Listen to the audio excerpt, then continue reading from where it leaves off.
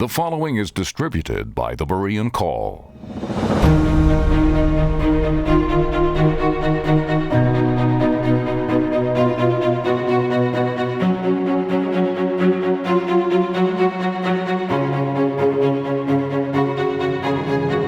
Chapter 2. Why the Optimism? In his writings, H.G. Wells made a number of remarkable predictions that came true. It is therefore disturbing to note that in The World Set Free, he predicted the invention of the atomic bomb and the horrible destruction it would cause in a future war. There is a growing fear that such a war is inevitable. Even children seem to sense this. When peace educator Patricia Misch, quote, interviewed children on their attitudes toward the possibility of nuclear war, she was astonished to find that 80% of her random sample expected a Holocaust by the year 2000, unquote.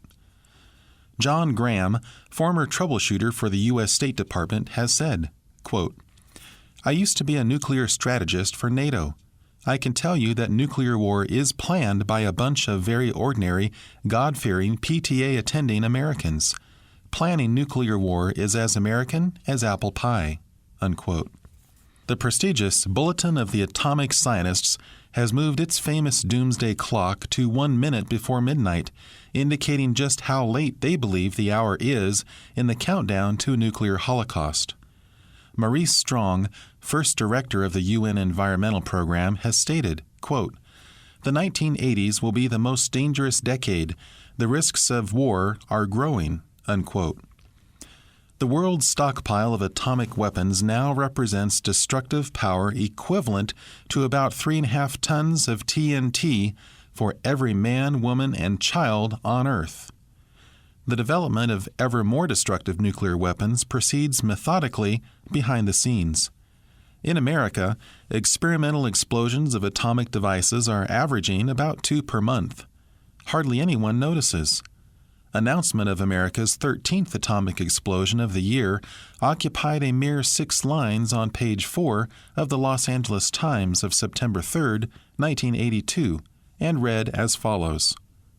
Quote, A test conducted underground in Nevada. Yucca Flat, Nevada, UPI.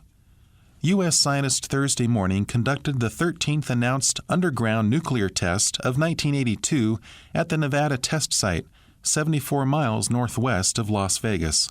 The test, codenamed CERO, had a maximum explosive force equal to less than 20,000 tons of TNT, unquote. The grim facts. Like any other theory, our contrary scenario must take into consideration all of the facts. Even without a nuclear holocaust, the world outlook seems extremely grim. 2/3 of the world's population has no access to safe drinking water and sanitation. Experts fear that the United States could suddenly face a similar crisis. A recent report to the Federal Environmental Protection Agency, EPA, stated that, quote, 28,000 community water systems, 43% of the total, were in violation of federal health standards, unquote. Well-supply municipal water systems are being closed down across America by chemical pollution, a dozen in the Los Angeles area alone. Quote, 70% of children in the insufficiently developed third world countries, IDCs, are suffering from malnutrition. Between 10 and 20 million deaths a year are directly or indirectly attributable to starvation or malnutrition, and Earth's population is doubling now every 35 years, unquote. Quote, 1 billion people suffer from malnutrition and tropical parasitic diseases, unquote. 21 African nations, nearly half the African continent, are now suffering from severe food shortages. About 440 million Africans, 10% of the world's population, have considerably less to eat now than they had 10 years ago, and 100 million Africans daily receive less than the minimum food requirement. Assuring the starvation of that entire continent, an alarming number of African nations has embraced Soviet-led communism, which has a proven history of destroying incentive and efficiency and reducing farm and industrial production where it takes control. Addressing the Communist Party Central Committee in a major November 1982 speech, the late Leonid Brezhnev, admitted that food still remains the number one Soviet problem. In stark contrast to the days before the Communist Revolution, when Russia used to export large quantities of grain, it now must import millions of tons just to feed its own people. The 1981 Soviet grain harvest, its worst in 6 years, was about 25%, or 60 million tons, below the official target called for in the latest revision of the current 5-year plan. America's farmers, by comparison, exported nearly 2/3 of their 1981 wheat production to feed other countries, and still had enough left over to provide U.S. consumers with bread and flour for 3 years. However, America's farms are losing 4 billion tons of topsoil to erosion each year, which could have a devastating impact on already inadequate world food supplies in the next decade. There seems little doubt that Americans will have to drastically change their way of living. The average person in the United States consumes an inordinate amount of water, energy, and food in comparison to the rest of the world. Quote, to sustain a person in the United States over an average lifespan, 56 million gallons of water, 37,000 gallons of gasoline, 5.5 tons of meat, 5.5 tons of wheat, and 9 tons of milk and cream are required. In the poorer parts of the world, the level of consumption is only a fraction of such figures. Unquote. Such great discrepancies will not be able to sustain themselves in the coming new age. It simply won't be tolerated. And why should it be? The forces pushing for world socialism are growing stronger, and what moral arguments can be mustered against them? Will the crises create a world government? When the grim facts are laid out, it is very difficult to keep from joining the followers of Howard J. Ruff, whom Newsweek has called, quote, the dean of the apocalyptic school of financial advice, unquote. Ruff, whose How to Prosper During the Coming Bad Years has made him rich, selling more than 2.5 million copies, warns his 250,000 subscribers and his vast radio and TV audience, quote, to flee the cities and hoard food and gold and silver bullion against the inevitable day of hyperinflationary reckoning, unquote. It remains to be seen, however, whether those who are starving will allow the hoarders to keep themselves the store of provisions they have laid aside. This may be why Mormons, whose teachings were largely responsible for the current, quote, store a year's supply, unquote, boom, include guns and ammunition in their storage program. The Club of Rome, an exclusive association of 100 policymakers from 25 nations, has been warning of coming disaster for more than a decade. When 400 ambassadors, statesmen, scientists, industrialists, economists, and other leaders gathered for the club's 10th anniversary, they were told that we have until 1988 at the latest for all nations to unite together in a new and wholehearted international cooperation, or else planet Earth is doomed. The U.S. Presidential Global Report 2000 described the quote-unquote mega-crises of energy, pollution, population, soil, water, and various threats to humans and other species. It concluded on a solemn note, quote, the only solutions are complex and long-term, far beyond the capability and responsibility of this or any other single nation. An era of unprecedented cooperation and commitment is essential, unquote. Forgetting the many other problems we face, the growing ecological crises alone demand a new era of worldwide unity if we are to survive. Will this desperate cooperative effort ultimately lead to a world government forced upon us by necessity? Pollution does not stop at national borders. What one country does affects the entire planet. The world's oceans are a clear example of the need for a central regulating body with more authority and power to enforce regulations than the United Nations seems to have. A growing number of world leaders seem convinced that international cooperative attempts to solve the crises we face will gradually give birth to a new age of peace and prosperity. There are encouraging signs that the world leaders are already yielding to grassroots pressures that are mounting from all sides. On June 15, 1981, 53 Nobel Prize winners issued an urgent appeal for, quote, immediate international cooperative action to end world hunger, unquote. In a rare show of unity, in October 1982, experts in 145 countries gathered to discuss what to do about the coming worldwide famine. The occasion was the declaration by the United Nations of October 16 as World Food Day, in recognition of the fact that 500 million people go to bed hungry every night and that something drastic must be done, and soon. More recently, the United Nations Committee for Development Planning issued a hopeful report with the optimistic title World Economic Recovery and International Financial Cooperation. The document evidenced unprecedented unity among the UN's 156 member nations, indicating that the threat of worldwide financial collapse has aroused a new spirit of unity and cooperation. The world can be fed. World Concern, a Seattle-based Christian relief organization, has demonstrated what can be done in one large refugee camp in Somalia containing 43,000 helpless and dying displaced persons.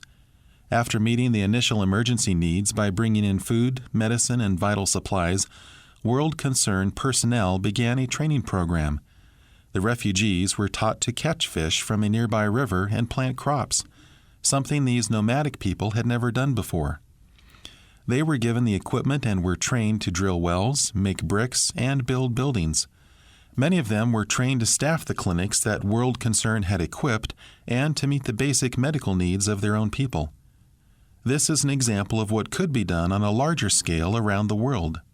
Considering the tremendous productive capacity of the United States, especially its agricultural potential, no one need starve anywhere in the world.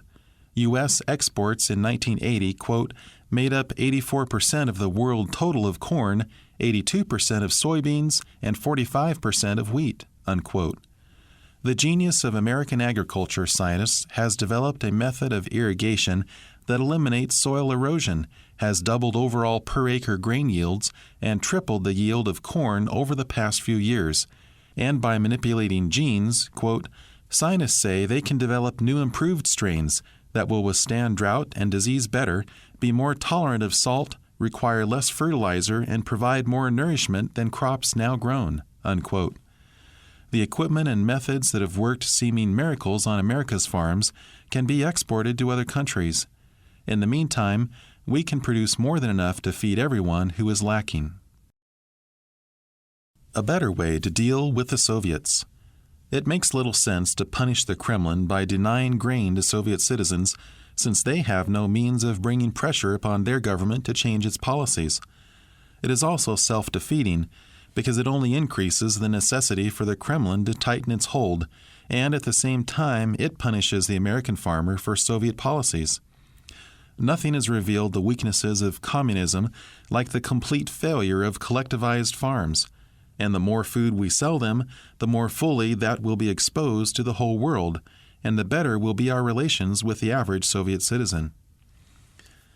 Marxism was supposed to liberate the peasants and land from the tyrannical and exploitive grip of capitalism. Quote-unquote collectivization was the guaranteed magic formula for creating the communist paradise through a proletariat brotherhood of cooperation free from the evils of competition caused by private ownership. Marxist theory was supposed to be the key to greater efficiency and productivity, but exactly the opposite has proved to be the case. The grand experiment that created the communist world and has isolated it from the West has been exposed as an embarrassing debacle that carried a staggering price tag.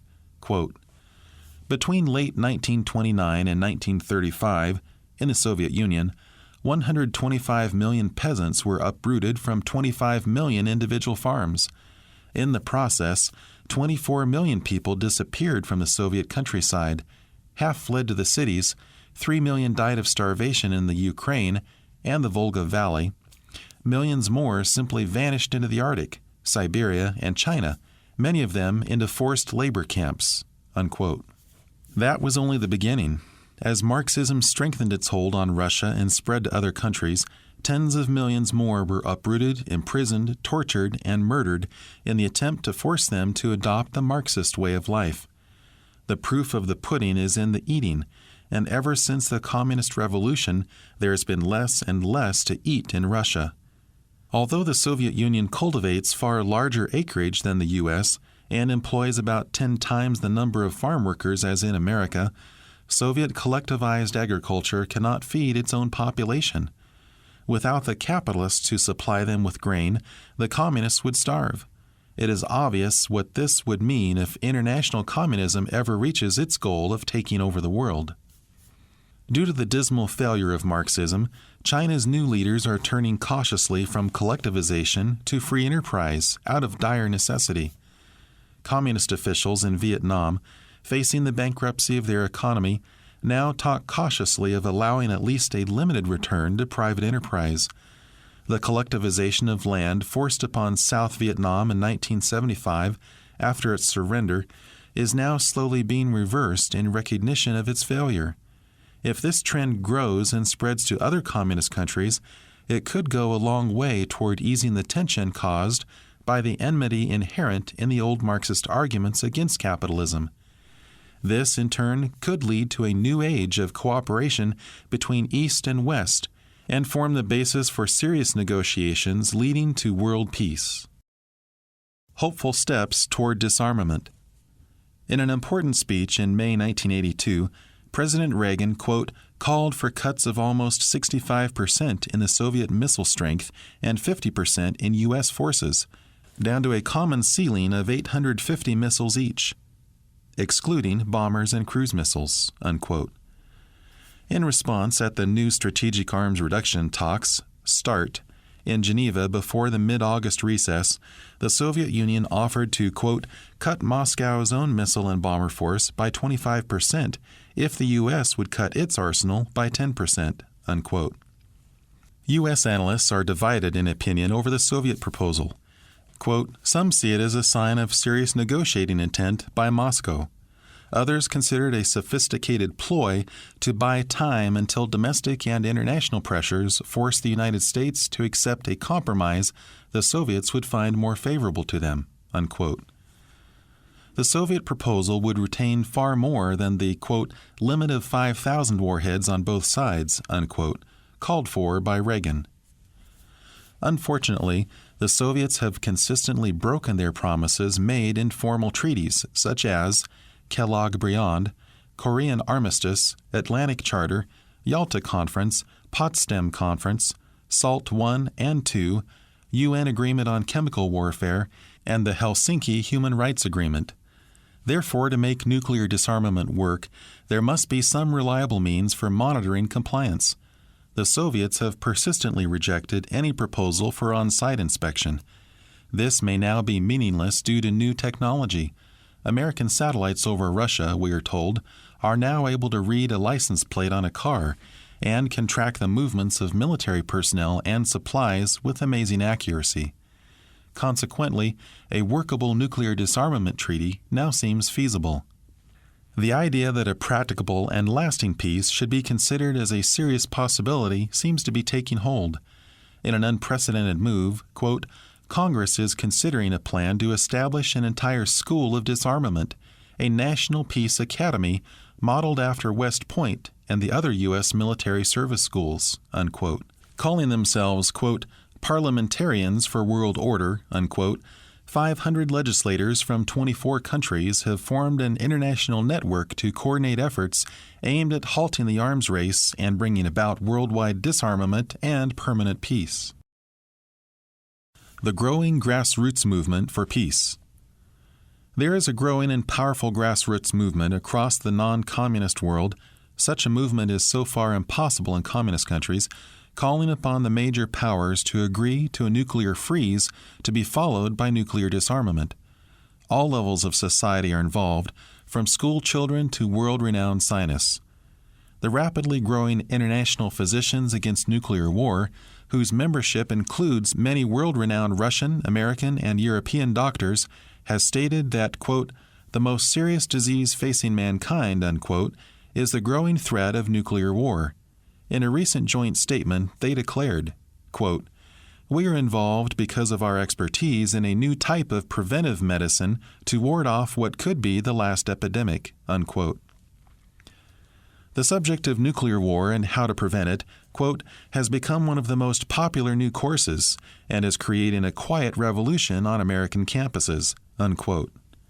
At the 32nd Annual Pugwash Conference on Science and World Affairs, held in Warsaw during August 26 through 31, 1982, 97 Nobel Prize winners signed an appeal calling upon world powers to, quote, freeze their nuclear arsenals and seek agreements to eliminate the danger of nuclear war, unquote. 2 months later, quote, nearly 900 members of the faculty and staffs at California Institute of Technology and Jet Propulsion Laboratory signed a statement in favor of the nuclear weapons freeze, unquote. Only 3 days earlier, 26 organizations, quote, with a combined membership of 18 million, formed a coalition to campaign for nuclear disarmament, unquote. The growing and horrifying realization that World War III, if and when it comes, is almost certain to unleash a nuclear holocaust has added a desperate sense of urgency to the international grassroots nuclear disarmament movement. Large demonstrations demanding a nuclear freeze were held throughout the non-communist world during the early months of 1982. 35 million Japanese signed a petition for the banning of all nuclear weapons. In the United States, the nuclear freeze became the rallying point for the largest peacetime movement in American history. Thousands of groups are involved in what has become an international movement for peace that far exceeds in power and determination anything comparable in world history. The major problem with the disarmament movement is the fact that it exists only in the Western world. Consequently, if Western powers succumb to the pressures to disarm without negotiating comparable action on the part of the Soviets and the Chinese, the peace movement could become the biggest trap in history. The Bible very clearly prophesies a period of worldwide peace in the last days. It also says that this quote-unquote peace will actually be a trap leading to the destruction of planet Earth. That should be a warning that extreme care is needed. However, world leaders who heed the Bible are in a very small minority, and the masses of ordinary citizens involved in the movement are so certain that worldwide peace, if it could be obtained, would be the answer to everything that they are largely deaf and blind to anything else.